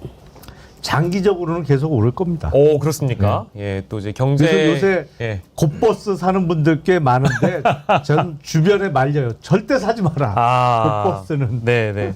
곧버스. 네. 이제 호재. 예. 곧버스가 뭡니까? 그러니까 인버스 2배짜리. 아. 그러니까 떨어지면 돈 돈을 버는 버는 거. 인버스의 네. 2배짜리 레버리지 일으켜서 하는 거 이제 줄여서 그냥 곧버스라고 흔히들 얘기하는데 반대 방향으로 그러니까 투자한다는 그렇죠. 말씀이시죠? 하락에 베팅하는 거. 예, 그렇습니다. 뭐 어떤 분들은 막 삼성전자가 200불까지 올라갈 거란 얘기를 예상을 하시더라고요. 가능할지 잘 모르겠습니다. 예, 아무튼 뭐 이제 아주 오랜 시간 동안 올라왔다가 이제 오늘 뭐 조정받는다고는 하는데 앞으로의 뭐 호재가 더 많다라는 분석들은 뭐 많이 있는 것 같습니다. 실제 이제 세일즈 외교라는 측면에서 정상들을 만나고 또 이재명 대통령이 어떤 언급을 하는지에 따라서 이제 어떤 증시의 흐름이라는 게 이제 뭐랄까 우상향할 수 있는 가능성이랄까요? 이런 것들 많이 말씀하시는 것 같고요. 예, 주식 방송 아니기 때문에 양당의 원내대표 이야기를 좀 해보도록 하겠습니다. 원내대표 지금 현재 박찬대 원내대표 물러갔고요. 또 권성동 원내대표 물러갔습니다만 이제 각 당의 원내대표 누가 되는가? 민주당의 경우에는 오늘까지죠.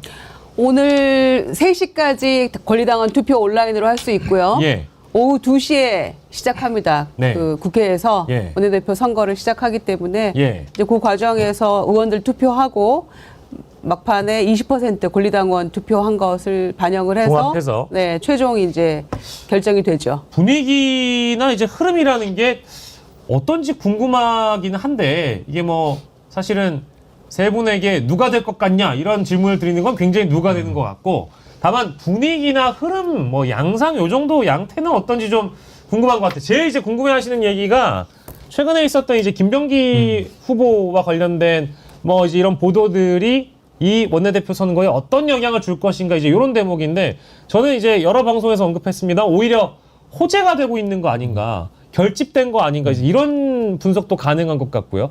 어떻게 봐야 될까요, 김영남 의원님? 저도 그렇게 느껴져요. 오히려 악재가 아니고 호재로 작용하고 있는 것이 아닌가. 네. 그리고 그게 최근 일도 아니고 아주 오래전 일인데 왜 하필 원내대표 선거를 목전에 두고 그런 녹취 파일이 또 공개가 됐느냐. 그래서 그 배경이나 이유에 대해서 한 번 더 생각하는 분들이 많아진 것이 아닌가 싶고요. 예. 원래 그 원내 선거 결과 예측하는 게 제일 힘들다고들 말을 합니다. 다 틀리죠, 사실은. 정치권에서는. 못 왜냐하면 맞춰요. 예. 지금 여기는 그 권리당원 20%가 포함되어 있습니다만 80%는 현역 의원들의 투표 결과잖아요. 예, 예. 그러니까 현역 의원들이 근데 일종의 최악의 유권자들이에요. 도대체 속을 알 수가 없어요. 예, 그렇죠. 예. 그렇기 때문에 예. 예측이 제일 힘들고 예. 지금 서영교, 김병기 두 후보가 각자 그 예측하고 있는 득표수를 합치면 예. 한 250표 넘게 나올 거요. 아, 그래요? 왜냐면 지금 현역 의원이 173명이잖아요, 민주당에. 네. 근데 각자 자기가 이 정도 표를 받을 거라고 예측하는 거 합치면 250표 이상 나올 거예요. 왜냐면 다 찍어준다 그러니까 와갖고. 그쵸, 그쵸. 철석같이 약속을 하거든요. 예, 근데 이제 그거 내심 모르는 거고. 그렇지. 결과 나와봐야 아는 건데, 말은 다, 내가 우리 후보님, 당연히 이번에 원내대표 되셔야지, 이렇게 말씀하신다는 거 아닙니까? 아유, 그렇게 뭐 하나요? 내 표는 당신 거라고. 어떻게 좀 바라보고 계세요, 우리 김종욱 교수께서는? 저는 질문이 좀 그래서 어느 분이 될 것인지 여러분들에게 물어보는 건 누가 되냐고 말씀하셔서 누가 되는 걸 두 번이나 물어보지 이렇게 얘기. 제 말 잘 이해가 안 됐죠. 일단 그래서 네. 모르겠어요, 진짜. 이건 왜냐하면 권리당원들의 흐름들도 잘 파악하기가 어려운 상황이고요. 뭐 예. 말씀하신 것처럼 원내대표 선거 같은 경우는 예측하는 자체가 예를 들면 미련한 짓이다. 네. 그러니까 그 속내를 잘 알 수 없는 상황이고 서로의 관계들도 또 다양한 관계들이 맺어져 있기 때문에 저희들이 그런 관계를 다 알 수가 없는 상황이잖아요. 예. 그래서 제 생각에는 몇 번 출렁인 것 같아요. 맨 처음에는 한쪽 후보에게 좀 쭉 갔다가 예. 그거 아닌 것 같은데 다시 또 내려왔다가 또 말씀하셨던 것처럼 이제 최근에 그 다시 사건 김병기 의원에 대한 문제가 발생해서 조금 더 이동하고 있다가 근데 또 그것도 또 공백이 있잖아요. 예. 어제 오늘 공백이 있어서 저는 더 중요한 건 이제 공개를 할지 안 할지 제가 정확히 지금 제가 확인 못 해봤는데요. 권리당원들의 그 숫자가. 근데 저는 권리당원들이 이번에 상당히 많은 효능감을 느꼈을 거라고 생각을 해요. 자기들이 원내대표 선거에도 우리가 참여해서 나름대로 여론들을 만들어내고 그 여론들이 국회의원들한테 어떤 형태로든 영향을 미칠 수 있다라고 하는 측면에서 예. 민주당은 권리당원들의 정치적 효능감들을 느낄 수 있게 했다라는 측면에서 국회의원들 같은 경우도 마찬가지입니다만 이제 내부에 있는 의원들만의 관계뿐만 아니라 네. 당원들과의 관계도 상당히 중요하게 생각할 수밖에 없겠구나라는 생각이 들어서 상당히 좀 참여 민주주의라고 하는 측면에서 중요한 진전들이 만들어지고 있다라고 하는 측면이 있다. 저는 그래서 이걸 더 중심을 봐야 한다는 생각이 들고 뭐 김병기 의원이 되시든 서영교 의원이 되시든 저는 뭐 두 분 다 예. 잘하실 거라는 생각이 들고 예. 또 떨어진다고 하더라도 떨어진 분도 함께 도와서 열심히 해야 된다라고 예. 하는 권리당원들의 또 요청도 분명히 있을 거라는 생각이 들어서 예. 오늘 저녁이 되면 확인되겠죠. 그렇습니다. 부산 이대희님은 김병기 의원은 서영교 의원보다 인지도가 낮았는데 이번 사태로 뜬 거 아니냐 이런 말씀도 주시고요. 어떤 분들이 하시더라도 잘 이끌어 가실 겁니다. 두 분 다 우리 사회 공정과 상식을 위해 봉사하고 헌신할 사람들입니다. 곽삼철님 이런 말씀도 주시고 배동호님은 저는 서영교 의원을 응원합니다마는 민주당 의원들의 선택이 당연히 우선이 되겠죠. 두 분 다 좋습니다. 이런 의견도 주시는 분이 계십니다만 예, 선수로는 김병기 의원이 3선이고 서영교 의원이 4선이시고요.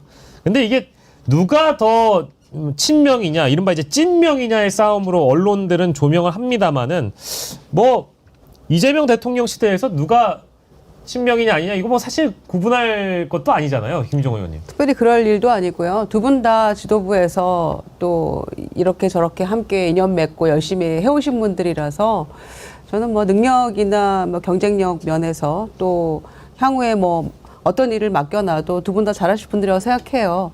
그래서 의원들 간에 뭐 함께 일했던 경험, 또 친서 관계, 또 개인적으로 특별히 더 어떤 인연 이런 거에 상당히 많이 좌우가 되거든요. 네. 그래서 어떻게 몇 표인지는 아마 발표 안 할 것 같아요. 네네네. 그래서 결론이 어떻게 날지는 모르겠습니다만 한 가지 조금 낯설었던 풍경은 이를테면 원내대표 후보로 나와 있는데 판세 분석을 언론에서 하는 거는 뭐 대체적으로 합니다. 네. 누가 뭐 이렇기 때문에 유리하고 뭐 개파가 어떻기 때문에 유리하고 이런 뭐 과거 뭐 했던 경험이 있기 때문에 유불리를 따지고 이런 건 많이 하는데 과거에 이미 무혐의 났던 그런 부분을 가지고 예. 이게 무슨 뭐 장관 인사청문회도 아니고 말이죠. 이렇게 키워서 막 하는 거는 저는 사실 처음 봤어요. 그래서 아마 당원들이 더 관심 갖고 맞습니다. 지켜보신 게 아닌가 생각하고 저도 굉장히 열기가 높더라고요. 저는 어제 오전에 사실은 온라인 투표를 하려고 들어갔는데 안 열려요. 예, 맞아요. 예. 그래가지고 기다렸다가 방송 5시 방송 직전에 예. 투표하고 들어갔거든요. 예, 예. 방송을. 그래서 굉장히 열기가 높구나, 참여 열기가. 그건 분명히 느꼈습니다. 예. 뜨겁긴 합니다. 이 원내대표 선거 바로 직전에 이제 이른바 이제 검증 보도가 나온 것도 저도 처음 봤고요. 그리고 권리당원 투표가 또 20%가 처음 들어가기 때문에 그만큼 또 당원들의 관심이 더 드높기 때문에 지금 댓글로도 많은 의견 주고 계십니다. 김병기로 기선제압하고 다음에 서영교로 가자. 또 이제 서영교 의원에 대한 지지를 호소하시는 분들도 또 계신 것 같고요. 아무튼 민주당에 능력자가 많아서 좋습니다. 뭐 응원합니다.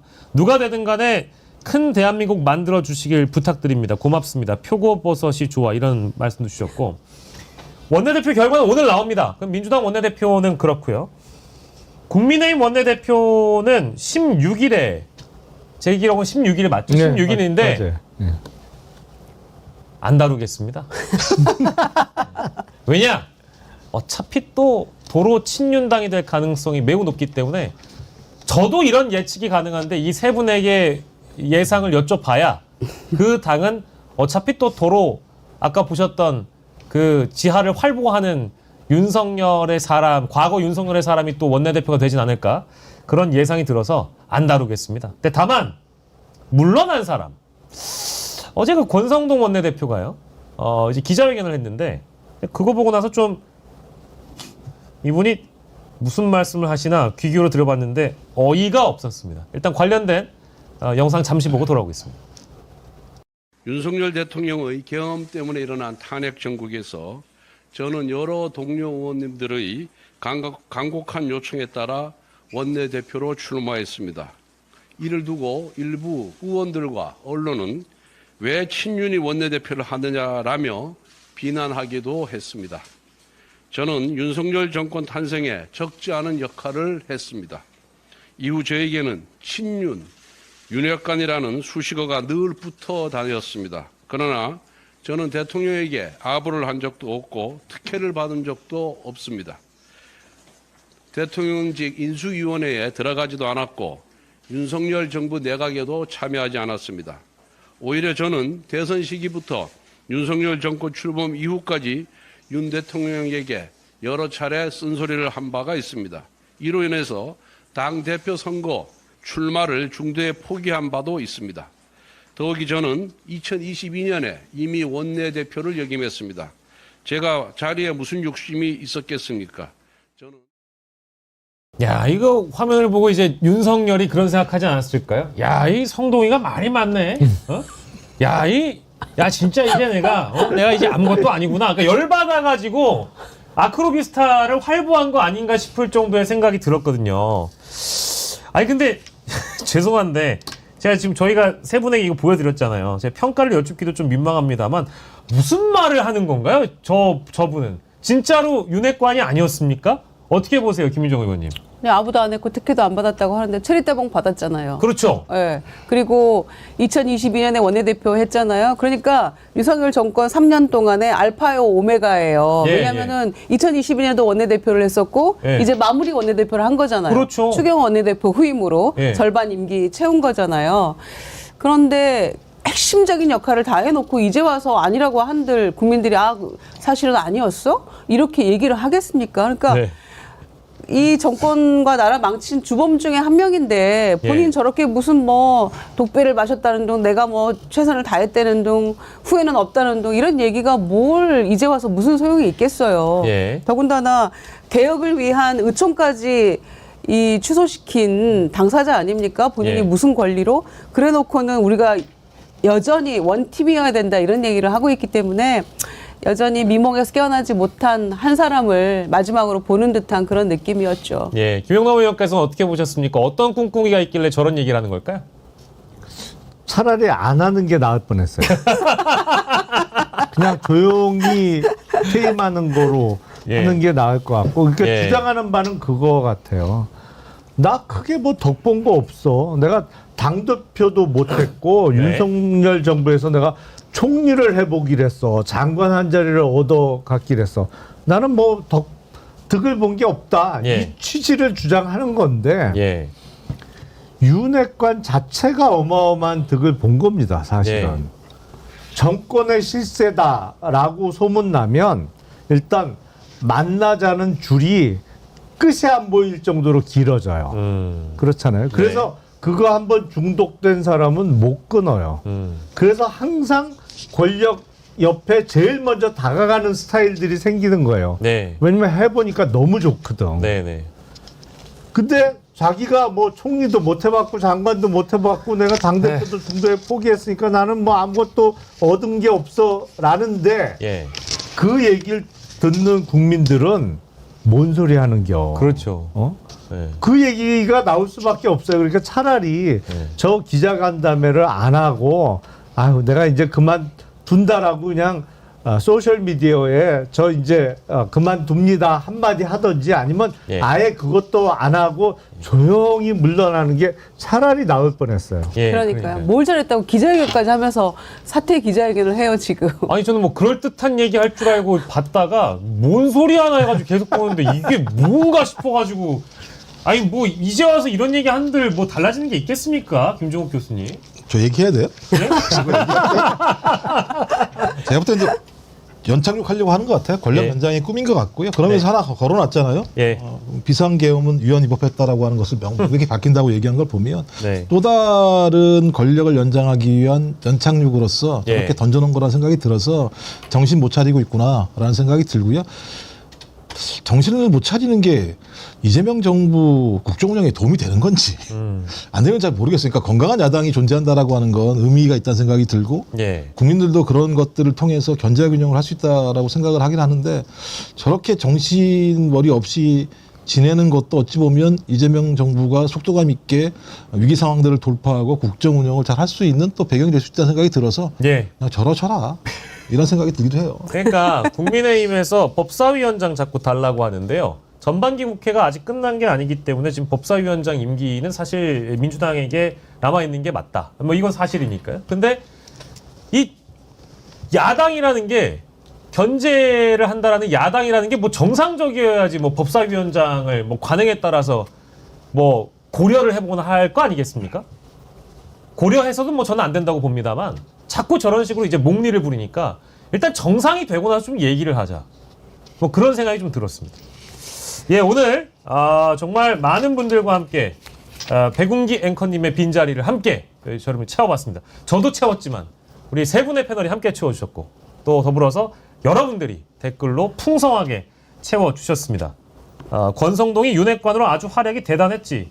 예, 꿀 빨고 달 빨다가 이제 와가지고 새 사람 된 척한다. 뭐 이런 댓글도 주시는 것 같고. 예, 여러분들 오늘 금요일 방송 함께해 주셔서 대단히 감사드립니다. 예, 오늘 김용남 전 의원, 김유정 전 의원 그리고 김종욱 전 민주연구원 부원장과 함께했고요. 저는 박영식이었습니다. 다음 주 월요일엔 백운기 앵커님이 돌아온 백운기의 정치 1번지로 여러분들께 인사 올리도록 하겠습니다. 좋은 주말 보내시고 저희는 다음 주 월요일 11시에 돌아오도록 하겠습니다. 여러분 고맙습니다. 고생하셨습니다. 감사합니다. 고맙습니다.